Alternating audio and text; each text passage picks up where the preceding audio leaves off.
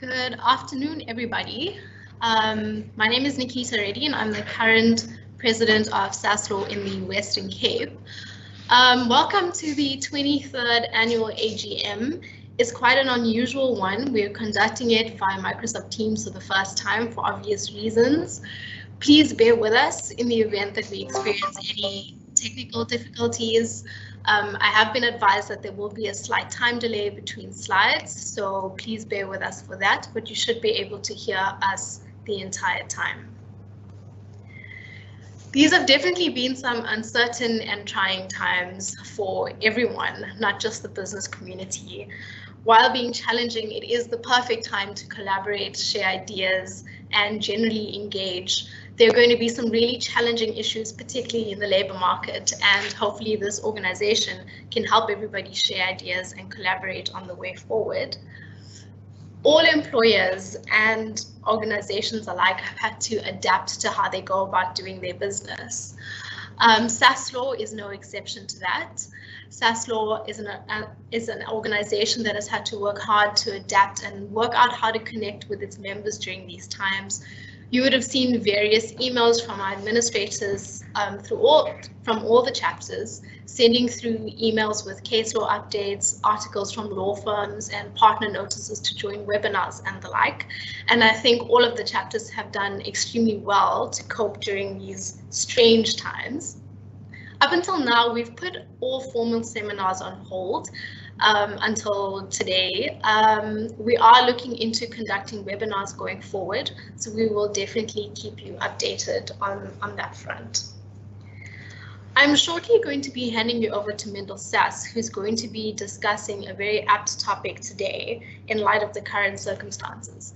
But before I do, we have to conduct a few matters relating to the AGM business. You should have received an AGM pack with a couple of documents earlier today, and I hope you've had time to at least cast your eyes over them. But if not, I'll be giving you a brief overview of the AGM and the chapter business for the last financial year. The first order of business is for us to confirm the minutes from last year's AGM. The last AGM was held on the 17th of July 2019. They're normally held in May or June, but the Western Cape chapter decided to push last year's AGM back in order to hold the memorial for Judge Anton Steenkamp, who passed away in May last year. Ordinarily, we would call for members in attendance at the AGM to adopt the minutes, but we obviously can't do that on this platform, so we've taken care of this beforehand. I can confirm that the minutes have been approved by Lawrence Ackerman and Sepo Nwedamutsu, both of whom serve on the EXCO. The minutes have been included in the pack, so please feel free to read them when you can. Moving on to financial matters, a draft income and expense statement was also included in the pack that would have been sent to you today. You will be pleased to see that the chapter has managed to cover its own costs. For the financial year 2019 to 2020, the chapter generated a profit of 33,361 Rand and 41 cents. The profits that the chapter makes are diverted to the national office, and it's used to cover office costs. I think it's really great that the chapter has managed to generate even a small profit and to contribute towards the national office, so well done to the Cape Town chapter. You will see in the expense statement an item for a tribute, just to give you some information on that. That relates to the Judge Steenkamp tribute held by the Labour Court last year, which the chapter funded to some extent. The chapter will, of course, manage the finances very carefully, as it always does going forward, but I think you can rest assured that it is in good hands. Moving on to the chapter report. The chapter report that was included in the AGM pack provides an update on last year's activities. As a committee, we worked extremely hard to breathe some new life into seminars and make them as interesting and valuable as possible. And I'm really pleased to see that it seems to have paid off and that attendance at seminars last year were at an all-time high. Just to give you some reference, not too long ago, it was actually the norm to have 20 or less attendees at a seminar. So if you look at the numbers listed in the chapter report, you'll see that we've got massive jump in numbers there, and I hope that that continues for as long as possible. We've also worked very hard to advance the chapter's marketing campaign. It is tough to attract new members during the challenging economic times that we find ourselves in, but the chapter has done well in this regard too. Numbers do tend to spike towards the end of the year, but we hope that there will be renewals and new memberships line up as soon as possible in this year. The last order of business for the AGM is ordinarily the election of the committee. We would ordinarily conduct a vote, but it was not necessary given the number of nominations that we received, and I'm quite thankful for that because it would have been difficult to manage virtually. I firstly want to thank all the committee members who dedicated their time. They all worked very hard over the last year to make sure that we ran the chapter as best as we could. There were a few changes over the course of the year as a result of a few members relocating or leaving for other reasons. And we added a new member to the committee in January this year to replace somebody who had relocated. In terms of the president and vice president positions, both Lawrence Ackerman and I have decided to step down. I've served as an EXCO member for a number of years, and I was previously the vice president. I am able, in terms of the SASLAW constitution, to hold office as president for another year, but I think that it's really important to breathe new life into the chapter and refresh our leadership as often as possible to make sure we have new ideas and new energy coming through. I do intend to remain on the committee for continuity and to continue serving the chapter going forward. With that said, I am pleased to announce that Andre van Heerden is the new chapter president. Andre is a senior associate at Worksmans, and he's been a dedicated member of the EXCO. Having nominated Andre, I have no doubt that he's going to do brilliant things for the chapter. Congratulations, Andre. Vusi Landu is the new vice president for the chapter. Vusi is a senior commissioner at the CCMA and is also an existing EXCO member. You may recognize him or his name as he's presented seminars in the past. I'm pleased to announce the appointment of the following committee members listed alphabetically by surname. Ibrahim Abrams, former chapter president and HR director of Stellenbosch University. Yolanda Adams from Old Mutual. Melissa Kaga from Bowmans. Chloe Lokshaw from Bowmans. Shepo Nwedamutsu from McRobert Attorneys, and myself, Nikita, from BCHC. Congratulations to the committee and all the best for the year ahead. That actually brings me to the end of the AGM business. I am here with Mendel Sass, who will be discussing the comeback and the reliance of the Avril Elizabeth principles relating to procedural fairness. Mendel is a partner at Bowmans and is a highly respected and experienced labor lawyer. He is also the chairman of the Legal Practice Council in the Western Cape. Just as a matter of housekeeping, please note that we will not be doing a question and answer session in this meeting. In the event that you do have any questions, please email them through to Fatima, our administrator, and she'll make sure that it gets to Mendel. Mendel has kindly offered to deal with those questions on that basis. I'm going to hand you over. Please enjoy, and I'm sure it's going to be a very interesting discussion. Just a reminder that there is going to be a time lag with the slides, so please bear with us.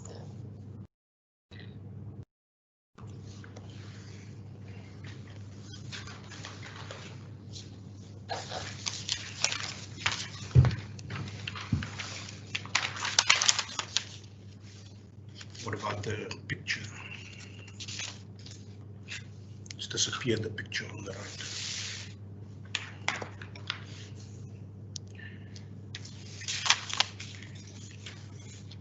Good afternoon, everyone.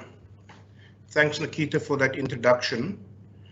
We just lost the picture on the bottom of the screen, so hopefully people can still hear us, and that's not an indication that we've lost our link. If I maybe click on the camera, let me see if that changes things. No. Okay, which just means that I can't see myself, which is probably good. Okay, so thanks, Nikita, for that introduction, and of course putting the pressure on me to make sure that this seminar is also interesting and valuable, as all the seminars have been during the past year. And I hope that the people listening in or participating will be able to take something away with them today from this. You'll see the slides, which we'll start going through now, are quite lengthy. I've sort of adopted the more is more approach. So, you know, the slides can be used after this, hopefully by the participants, and I hope that that will be of benefit to persons. It was approximately a month, maybe 6 weeks ago, that Nikita asked me to speak about the Avril Elizabeth Home judgment. In light of the current events being the lockdown and the COVID-19 pandemic that South Africa and the world is facing, and the impact that it has on business and citizens alike. The principles from that case, of course, is of great importance to disciplinary proceedings and procedural fairness at disciplinary proceedings. And as you will, those of you will know, and the case is a fairly old case, 2005 it was argued, and the judgment was given, I think, in March 2006. And Judge Andre van Niekerk was an acting judge at that time still, so it's been quite some time ago. But it's of relevance today, and of particular relevance in light of the constraints that COVID-19 and the lockdown has had on businesses, as it sets or lays down a bare minimum, or the lower threshold of what is required for procedural fairness in disciplinary proceedings and procedural fairness in relation to dismissals. So I'm going to take you through the slides now. I think there's quite a delay on the slide. Double click. Okay. Yeah, so it would probably have been of most relevance and use to everyone if we'd had this seminar at the time that Nikita had asked me. It was about 6 weeks ago, because things have obviously changed and moved on since then. Level 5, I think, which was in place at that time, had some severe constraints on businesses and the extent to which businesses could function, and flowing from that, of course, the difficulties or the extent to which businesses could conduct disciplinary hearings and physical disciplinary hearings in the manner that we've become accustomed to, the gathering people in a room with a chairperson and an initiator, having the employee present with their representative, calling the first witness in, excusing the witness, calling the next witness, etc., which is the sort of the traditional approach, and the approach that's adopted in most matters of this nature today still. Level 4 and level 3 have become less restrictive, and there's more movement that is allowed now, and events may have slightly overtaken us. So it's not just of relevance with COVID-19 and the harsh lockdowns that we had. Sorry, we just need to start your slide. Oh, I beg your pardon. Let's start again.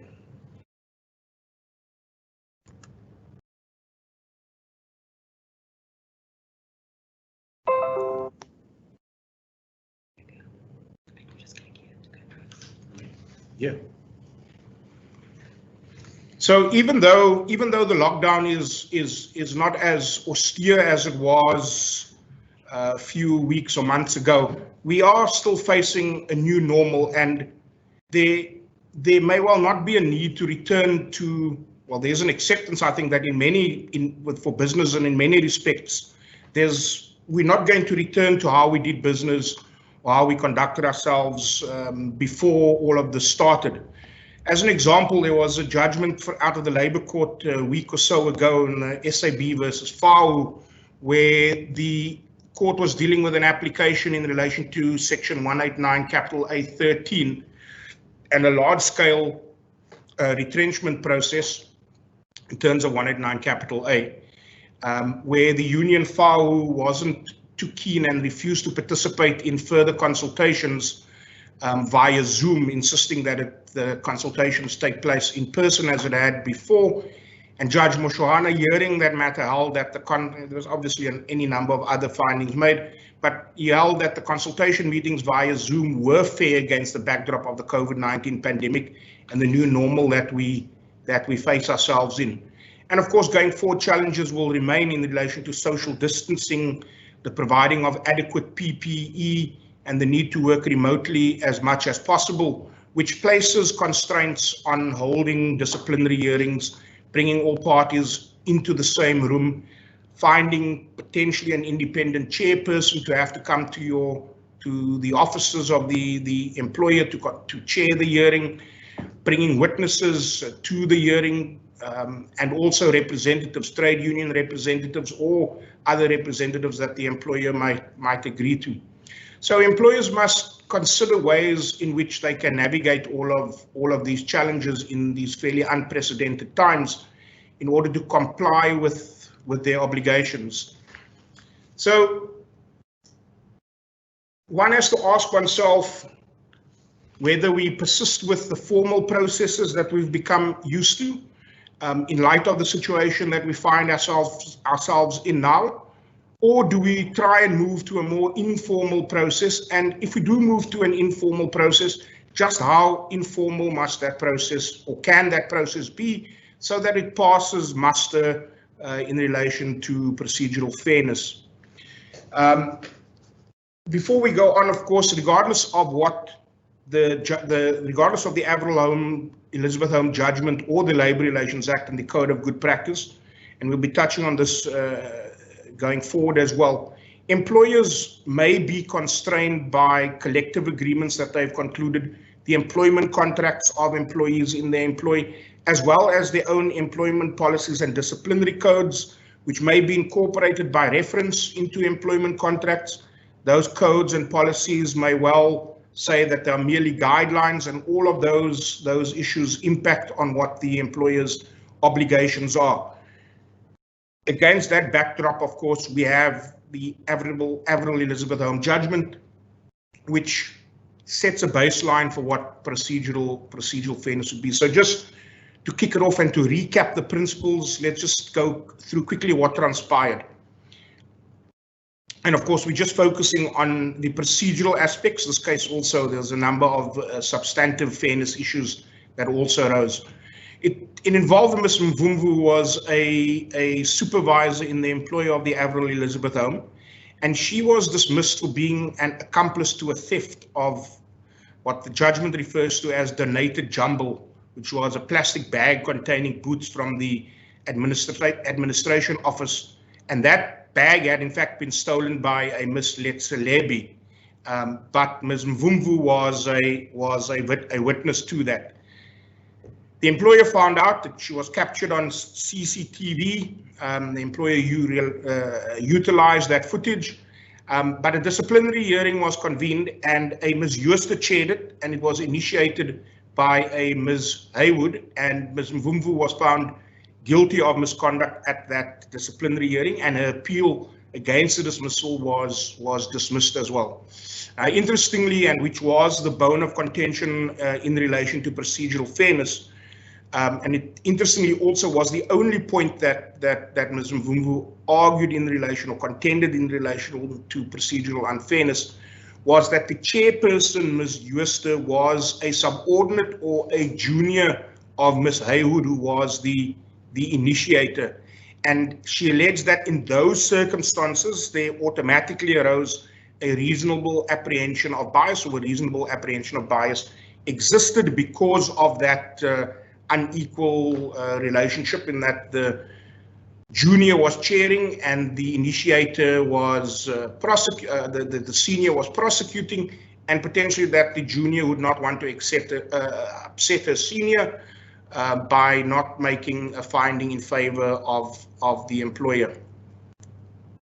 The commissioner concluded that Ms. Mvumbu's dismissal was procedurally unfair on that precise basis, and he accepted that there was a valid perception of bias.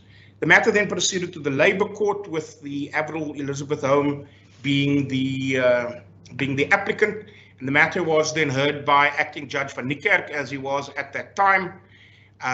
And the outcome of the matter was that the arbitration award was reviewed and set aside, because of various shortcomings, not just on procedure, not just only in relation to procedural fairness, but also in relation to substantive fairness. Yeah, without going into too much detail on the actual findings on the material errors of law that Judge Van Niekerk had found existed, but he said that the Commission had failed to apply the provisions of the LRA, read with the Code of Good Practice, by requiring a standard of procedural fairness that is not contemplated either by the Act or the Code and cannot otherwise be justified, and that the Commissioner clearly applied the criminal justice model of procedural fairness and the standards associated with that in the formulation and application of the rule against bias. So that was the basis for the finding that the dismissal was procedurally unfair. There was then, the judgment then deals with the legal framework for those findings, which was the Chapter 8 of the LRA, Section 185 onwards. And that section, to some extent, represented a codification of the jurisprudence that had preceded it, i.e. the 1956 Act and the Industrial Court. The LRA itself is silent on the content of any right of procedural or right to procedural fairness, and it simply requires that an employee establish that a dismissal was effected in accordance with a fair procedure. The nature and extent of the right to procedural fairness preceding a dismissal for misconduct, of course, is spelled out in far more detail in Schedule 8, Item 4, and that's where the threshold or the requirements for what constitutes procedural fairness in dismissal proceedings comes from. Now, the pre-95 LRA position was more akin to and it was the unfair labor practice jurisprudence, was more akin to criminal trials and criminal proceedings than it is to a more civil litigation context. And that's what the bare minimum is, and I'm going to just read it. Normally, the employer should conduct an investigation to determine whether there are grounds for dismissal.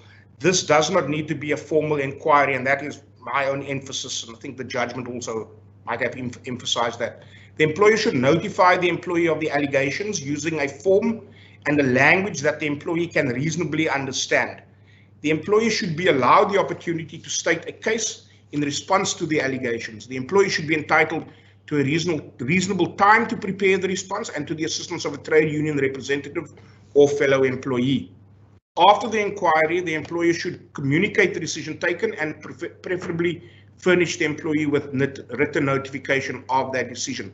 So there are really 4 pieces to that. The last 2 are fairly simple, making a decision and giving notice of that decision. The first 2 is the one that becomes contentious, and where a more formal and criminal trial style approach is adopted, as opposed to the less informal approach that the Avril Elizabeth Home judgment suggests. So Judge Van Niekerk then provides an analysis of the legal framework that he discusses in the judgment, and he says the approach represents a significant and fundamental departure, being the approach in the LRA and the Code of Good Practice, from what might be termed the criminal justice model that was developed by the Industrial Court and applied under the unfair labor practice jurisdiction that evolved under that act. That model likened a workplace disciplinary inquiry to a criminal trial and developed rules and procedures, including rules relating to bias, etc., in that context. So it would, stopping there, it would appear that even though the LRA and the Code of Good Practice changed that the behaviors from the pre-95 LRA has continued post-1995 LRA and up until this judgment was heard, or this judgment was granted. And At the time of the judgment, one may have thought that, well, notwithstanding things remaining the same from 1995 to 2006, maybe post 2006 and the judgment, that one might have seen some change, and we'll get there. We'll get there now. You went on to summarize a couple of other things and deal with a couple of other things. We might run out of time if we deal with every one of them.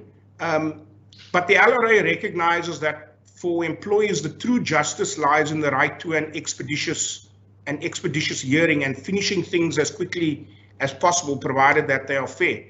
And for employers, similarly, the right to resort to expeditious and independent arbitration is not intended to, was intended not only to promote rational decision making about workplace discipline. It was an acknowledgement that the elaborate procedural requirements that had been developed prior to the new LRA were inefficient and inappropriate. So the judgment tries to or indicates that a less onerous workplace procedure should be adopted, and that the continued application of a criminal justice model of workplace procedure results in a duplication of process with no tangible benefit for either employer or employee. We know from our own experiences, each one of us as practitioners in employment law, that disciplinary hearings can drag on and on for an incredibly long time. I've been involved in a disciplinary hearing that ran for more than a year and a half, related to or involved over 30 employees, but it was a collective hearing, and it went on and on and on with the trade union representatives involved, and the process sometimes feels like there's no end in sight. So the judgment signal is a signal of a move to an informal approach to procedural fairness, and that informal approach is presaged by the explanatory memorandum that accompanied the draft Labour Relations Bill. That said, the draft bill requires a fair but brief pre-dismissal procedure. It opts for a more flexible, less onerous approach to procedural fairness for various reasons. Small employers, of whom there are a very large number, are often not able to follow elaborate pre-dismissal procedures, and not all procedural defects result in substantial prejudice to the employee. So that's what the explanatory note to the LRA says. Sorry to interrupt you again. There's an issue with the slides. We're going to try and resolve it quickly. Maybe can you just announce that quickly? Okay, there's apparently an issue with the slides, everybody. I'm not quite sure what it is, but they're going to try and resolve it.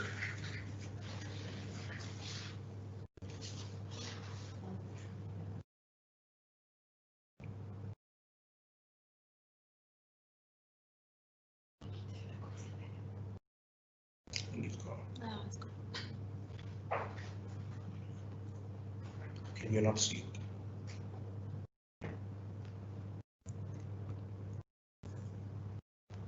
But that's okay, we can circulate the slides. Yeah, I also think it's fine. Let's just try it one more time. These are your slides here? Yeah.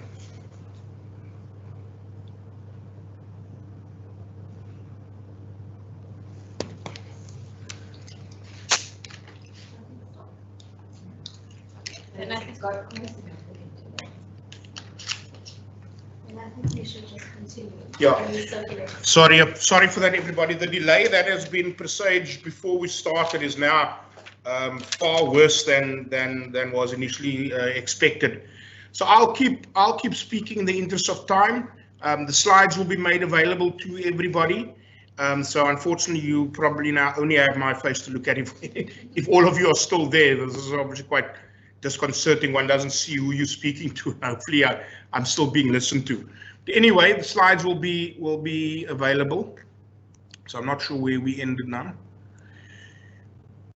Yeah. So on the approach that the judge indicated should be adopted, there's no place for formal disciplinary procedures that incorporate all of the. I've been trying to pronounce this word for the longest time, but the accoutrements of a criminal trial, which obviously means paraphernalia or unnecessary items. But the unnecessary bits of criminal trials, such as the leading of witnesses, technical and complex charge sheets, requests for further particulars, the application of rules of evidence, legal argument, and the like. And the nature and extent of the fair procedure requirements established by the LRA and the code is supported by the international labour standards and the ILO. In particular, Convention 15, Article 4 of ILO Convention 158 provides that the employment of a worker shall not be terminated for reasons relating to the worker's conduct or performance before he is provided with an opportunity to defend himself against the allegations, unless the employer cannot reasonably be expected to provide this opportunity. The ILO's Committee of Experts then interpreted this article and observed that the convention does not state explicitly what form the opportunity to present a defense should take, or the form in which the allegation should be presented. In its last general survey before the judgment, it said the following. I'm just going to read the first few lines. It is clear from the preparatory work that the opportunity for a worker to defend himself is related to the possibility of his being afforded an opportunity to be heard by the employer without there being a need for an adversarial proceeding. So it's a move away from the criminal trial style approach. And that is echoed in a number of other statements from the ILO, and in particular, the important words there is that there should be a dialogue and an opportunity for reflection before any decision is taken to dismiss. Not necessarily a opportunity to sit in a room, face the people who are giving evidence against you, get your trade union representative or attorney or labor consultant that's assisting you to cross-examine and put your version to the employee, etc., etc. So that was the legal framework for it, and what the judge said about what the right to procedural fairness, as stated in Schedule 8, Item 4, entails. But of course, one should bear the following in mind, that this is not to say that employers and trade unions cannot agree to retain the criminal justice model if they are so inclined, either by way of their collective agreements, contract of employment, employment policies and practices, and we'll get to that. So if everyone feels more comfort in having the criminal justice model, there's no reason why they cannot retain that. But in terms of this judgment, there is no need to. I won't go through the following few slides, but I've just summarized in a few bullet points what the core points and the key points and core principles are. Those 4 bullets, of course, are straight out of Schedule 8, Item 4 in the Code of Good Practice, and then these are a couple of extracts from the judgment itself.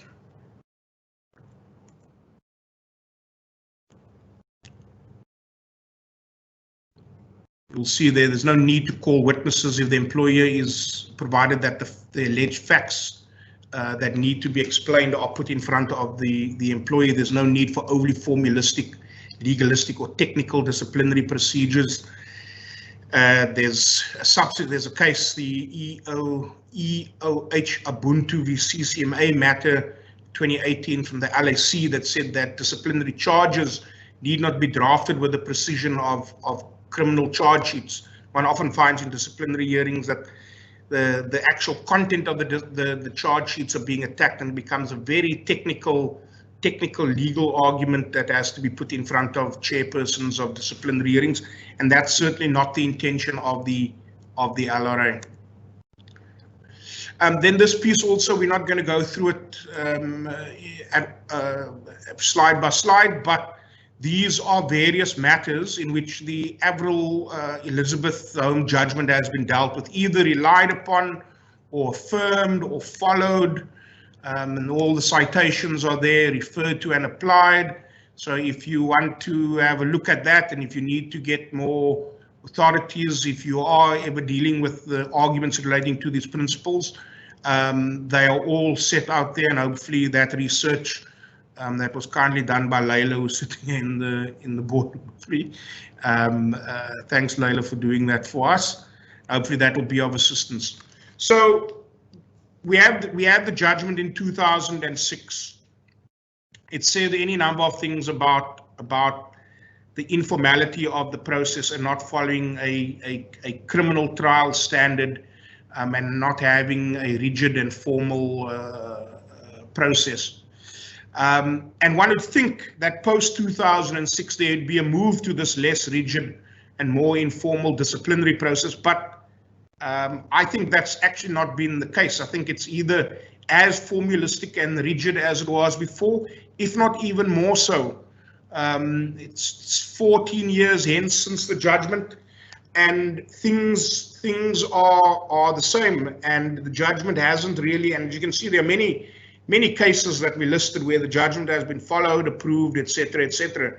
So that can be the law, but people appear to want to cling to the 1956 Act and the more formalistic approach in that the industrial court had followed, and one doesn't quite know why. I mean, I've sort of speculated on it. Is it a safety blanket or a comfort that it provides, that the formalism provides people with that comfort, that they know what to expect, that they've become so used to doing it in that way, that they've been trained in that manner when they were either candidate attorneys or studying or wherever they received their training and work experience, and no one wants to break the cycle of formality. Is it maybe self-interest? Are we as a employment law, employee relations community trying to maintain this formalism and rigidity in the hope that it makes us indispensable to clients? That these processes are so complicated that it cannot be negotiated or I beg your pardon, not negotiated, navigated without the assistance of trained employment law specialists, even at the employer level, in-house human resources and IR practitioners. Does it make them indispensable to their employers because this process is shrouded in so much procedure and technicality? I don't know. Would turkeys ever vote for Christmas? Probably not. So I don't know whether that's at the root of this, whether as a community we aren't willing to adopt an approach that's more informal, but that's the position that it is currently. And I think in light of COVID-19, the lockdown, the new normal that we're facing, how people have become accustomed to, as we're doing this seminar via Microsoft Teams or Zoom, that a more informal approach can be adopted, and more informality without sacrificing the fairness, procedural fairness, and the right of the employee to state their case, that we could maybe adopt a new normal. I know there are many attorneys and employers who do try and follow this course of action and conduct hearings in this manner. And we've certainly advised on many matters that follows this informal approach, and we'll come to the nuts and bolts of the informal approach in a bit more detail. But of course, we can't lose sight, even though we have the judgment, which is 14 years old. Employers are unfortunately shackled or constrained by the collective agreements that they have concluded and entered into, or employment contracts that employees have signed and concluded with the employer, or the employer's own employment policies. So notwithstanding Avril Elizabeth Homes, employers need to be aware of what their own internal or self-created maybe or negotiated constraints are. Can there be departures from those constraints? Can those shackles be broken or taken off in generally or in specific circumstances? And I just picked up one case each with collective agreements, employment contracts, and employment policies and procedures. And we start at the most restrictive one, which is collective agreements. And this was a City of Cape Town case involving SAMWA, and it related to a failure to comply with collective agreement, or failure to comply with the collective agreement. And the effect of that failure is that the disciplinary proceedings are declared null and void. And that was confirmed by the Labour Court in this matter by Judge Anton Steenkamp, who was mentioned a bit earlier. He found that the failure to comply with the collective agreement constituted procedural unfairness and in fact invalidated the disciplinary proceedings in that matter. The collective agreement allowed for oral evidence and cross-examination during hearings, whereas the city decided that to decide the disciplinary charges on documentary and real evidence. The judgment reiterated that collective agreements are peremptory, and as such, compliance with their provisions is required and is not at the discretion of the employer. This case, of course, cautions them, well, not of course, but it cautioned employers against creating additional and onerous obligations for themselves in collective agreements, which are not a requirement of the law, i.e. Avril Elizabeth Home. But if you have entered into collective agreements that do place these onerous obligations on you as an employer party, then you have to comply with them.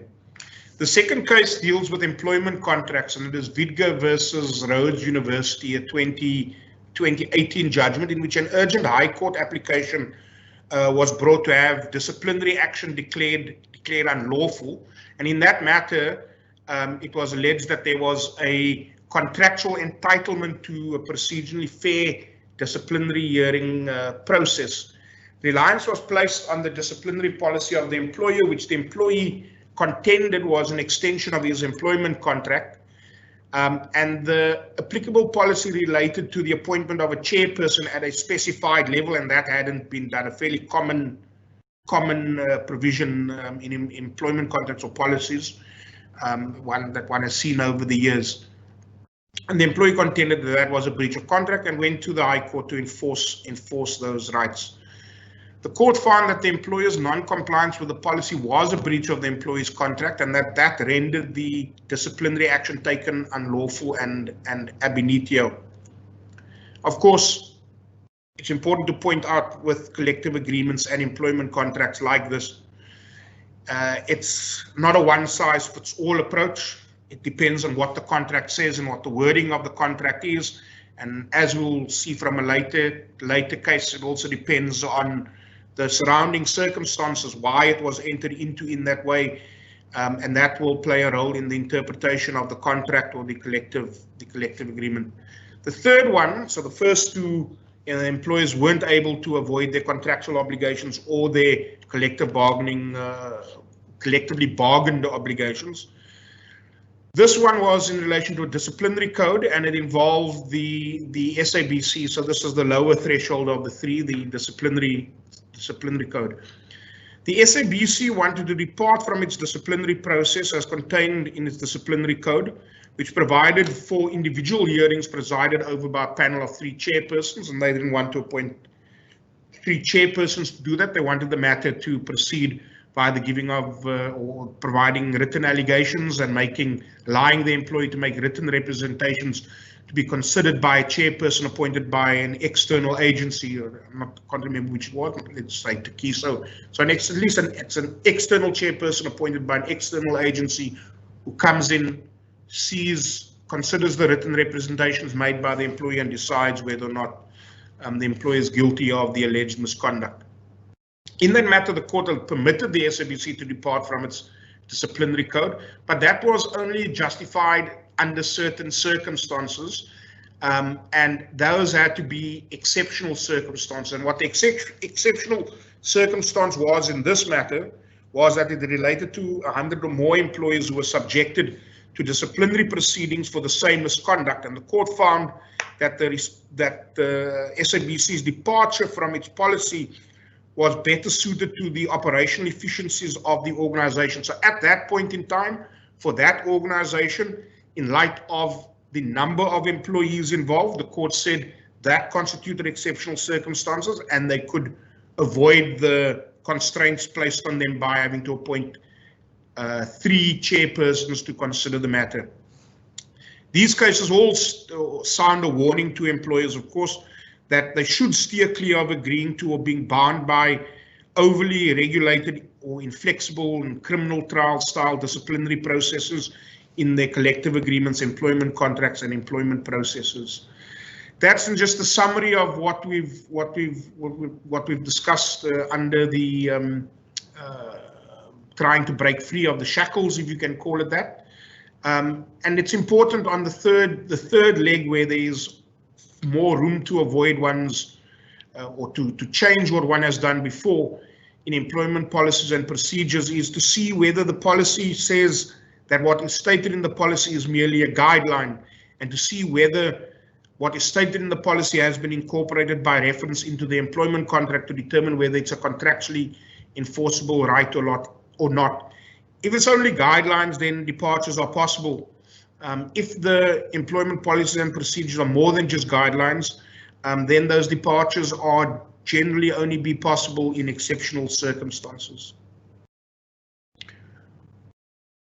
Yeah, I think I've made those points already. And an interesting judgment is the Theunissen v. Legal Aid case, where Mr. Theunissen, it related to his retirement age, whether it was 65 or 60, and he had concluded an employment contract in, I think, 2005, and there had been a policy in place at that time that said that had been incorporated by reference into his employment contract, and it set his retirement age at 65.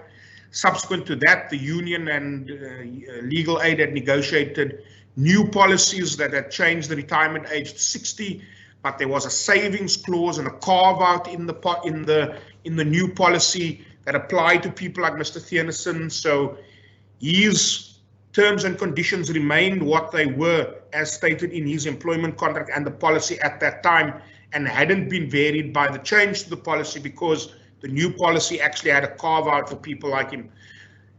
So I don't want to go into too much depth again into that, but simply to say is that the facts and circumstances surrounding the employment contract, any policies that are applicable, the change to those policies, how the change came about, what the surrounding circumstances are, would all play a role in determining whether or not an employer is bound by either the formal approach that the employee may contend, or whether a more informal approach can be followed. Then we've kind of thought of some practical examples or practical things that have happened. This is one example of such with an employer at this time, where the employer needed to change its disciplinary code, which was quite complex and formalistic. For example, in relation to the calling of witnesses, etc., etc. The code could not be implemented while staff worked remotely, so the employer created a new code for the period of the lockdown. It was obviously problematic at this time to bring witnesses to come to the offices and give evidence, and not everyone has the facilities for Zoom or Microsoft Teams, etc., etc. So the employer sought to establish or adopt a minimalistic or informal approach as contemplated in the LRA and the Avril Elizabeth Home case at this time. But one of the things that it wanted to change was it wanted to do away with the appeal process that had always been part of the code, using the COVID-19 pandemic and the practical implications of the lockdown as an exceptional circumstance. The pandemic and the related workplace consequences could, of course, be a rational basis for amending a disciplinary code. There is potentially no rational basis for revoking the right, though, to an internal appeal. The internal appeal process itself could be streamlined, taking into account the needs of people who are working remotely and having chairpersons sitting remotely, etc. But undoing it or taking away the right to appeal entirely was potentially a bridge too far for an employer in these circumstances, seeking to rely on the pandemic as a basis for revoking rights that it ordinarily confers. That doesn't mean that in every circumstance an employer would not be able to do so, but it was viewed in these circumstances that it wasn't rationally connected to the consequences of the pandemic, whereas other aspects of the code which it sought to change were actually connected to the pandemic, and those changes were reasonable and plausible basis for departure from the existing policies. Now, the question then is, how informal is informal without being unfair? If you are not constrained by a collective agreement, an employment contract, an employment policy, and if you do want to follow the baseline of the Avril Elizabeth Home judgment, how close to the wind can you sail, and how informal can you make it?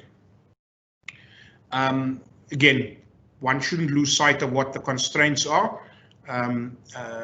but one can follow an informal approach if you're not constrained by collective agreements, employment contracts, policies, etc.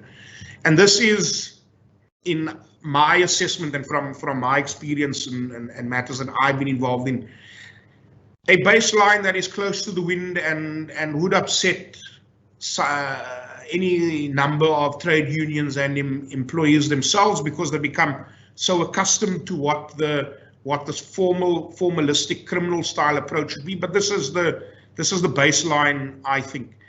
An employer would appoint an investigator to investigate the allegations of misconduct against the employee and to determine whether there are grounds for imposing a sanction, whether that sanction be dismissal or a lesser penalty. The investigator, of course, must be impartial and mustn't be the person that initiated the complaint against the employee concerned. And the following then is what the investigator should do. He or she should interview all relevant witnesses and, if deemed appropriate, minute statements from the witnesses. Secondly, inform the accused employee of the allegations against him or her and give him or her at least 48 to 72 hours to state his case in response to the allegations, maybe a bit more. That again is a baseline for fairness. Should then enable the accused employee to prepare his or her response. The investigator should inform the accused employee of the contents of the statements which have been minuted from the witnesses, and if he or she deems it appropriate, he or she may provide the accused with copies of those written statements. Again, I'd probably advise that to play it safe for that to be done, but it's not, again, an absolute necessity. The investigator would be entitled to put the accused employee's version to the witnesses concerned and to obtain their responses thereto, which could then be set out in the witness statement prepared afterwards. The accused employee may provide the investigator with his or her response verbally, or if he or she deems it appropriate, or if it's deemed appropriate by the investigator, in writing. I would, again, to play it safe, insist on being in writing, but the employee, it's up to the employee what he or she wants to do. The accused employee may choose not to participate in the investigation, and in such circumstances, the investigator should explain to the accused employee that he or she would be entitled, i.e. the investigator would be entitled to make a finding as regard the employee's guilt based on the evidence at his disposal or her disposal, regardless of whether the employee has participated in the process. After considering the accused's response to the allegations as supplemented by the statements of witnesses, if any, the investigator would decide whether or not the accused is guilty of the alleged misconduct, and depending on what that decision was, the investigator would communicate his decision to the accused employee and then give the employee a second opportunity to make representations, and that second opportunity relates to what the sanction or the penalty should be. After considering the accused employee's representations in relation to sanction, if any, the investigator would make a decision in relation to sanction and communicate that to the employee. And of course, depending on the outcome, and if it is a dismissal, remind the employee of his or her right to refer a dispute to the CCMA. The accused employee can, of course, be represented by a fellow employee during the process or a trade union representative throughout the investigation, depending again what the practice and the rules of the workplace are in that regard. An employee who wishes to rely on the more informal approach, as we've discussed, would be well advised to include such a process in its policies and procedures.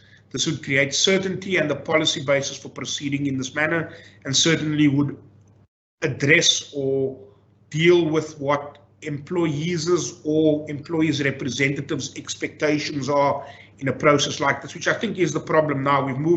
We've conducted ourselves for so long in this formalistic criminal trial style approach in disciplinary hearings that everyone seems to think that this is what it should be and how it should play itself out.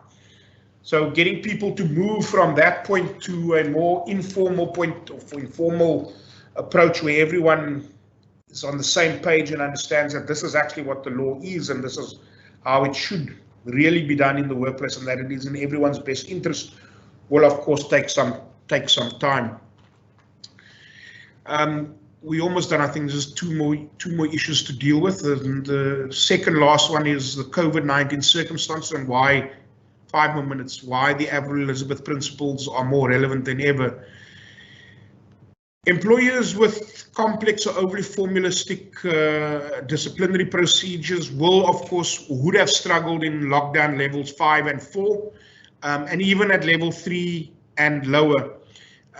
We've discussed what those problems are before, but the travel and getting to the venue would of course be difficult in levels 5 and 4. But even now at level 3, or if we went to level 2, for as long as the risk or the threat of COVID-19 is there, face-to-face hearings are going to be a problem. Having 3 or 4 people in a room is going to bring them in close proximity to each other. Not every employer has a massive boardroom where people can observe social distancing, and disciplinary hearings often take place fairly cheek to jowl between all the parties concerned. So that difficulty is going to be there. And do we move to having Zoom hearings? There's of course problems in relation to that we must consider. There's any number of practical considerations. So what employers have had to consider at level 5 and level 4, firstly, was how urgent and important the disciplinary hearing was to proceed with it, and if not, to wait until we got to level 4 or 3 or 2 or 1. Other practical considerations are technological considerations and remote hearings, whether this process that we are having now through Microsoft Teams is possible for everybody. How do you get the trade union onto the call? How do you get the employee who's maybe sitting at home and not coming to work onto the call? And if the employee is participating in a hearing from home, what's the home environment like? Have kids gone back to school? Is the employee a single parent who's supposed to who is looking after 3 kids and now has to face a disciplinary hearing? Problems around representation, let's use the trade union representative as an example, getting them onto the call. Will they kick up a fuss about it being done via Zoom? And then employees who are on annual leave. Lots of employees have been placed on annual leave during the lockdown. Can you make an employee on annual leave attend a disciplinary hearing? Those were all issues that were probably more pertinent earlier on. I don't think there's too many people still on annual leave as a consequence of COVID-19, but those were the practical considerations. And we've conducted many disciplinary hearings all around the country for clients using Zoom.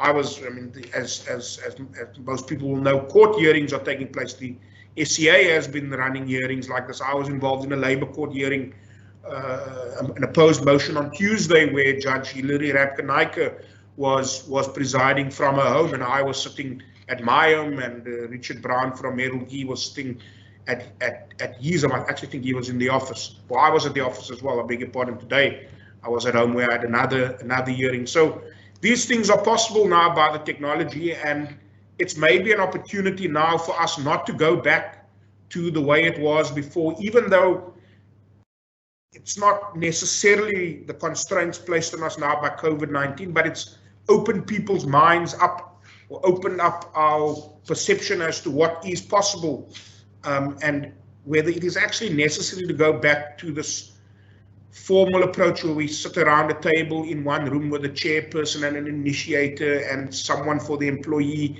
and call one witness in after the other.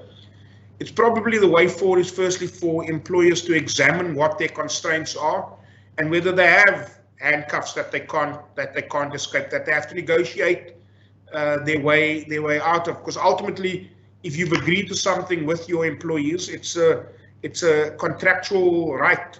If it's in the employment contract or in a collective agreement, that cannot be varied unilaterally. So through negotiation, maybe the policies can be changed or the contracts can be changed. So employers must see what is permitted and what is not permitted. And regardless of that, it's time for a shift to this new normal. Maybe we should adopt the new approach. Maybe it's necessary that employers have awareness workshops for their shop stewards, a reminder of the principles of Avril Elizabeth Home. Maybe because the situation that we've been in now, where employees have been compelled to participate in hearings, maybe we shouldn't just easily go back to the way it was. Maybe we should accept now that people have, the goalposts have been shifted. We are into this new situation. People now see the possibility of having informal hearings, and maybe this is the way we should continue to conduct ourselves, as if we are in lockdown, and having disciplinary hearings in the informal, non-criminal trial manner, in which Judge van Niekerk in the Avril Elizabeth Home case told us to. So that's it from my side. I don't know if there are any questions via email, but feel free to use the presentation if you find it useful, and please feel free to email me any questions that there may be, and I'd be more than happy to assist. Thank you very much.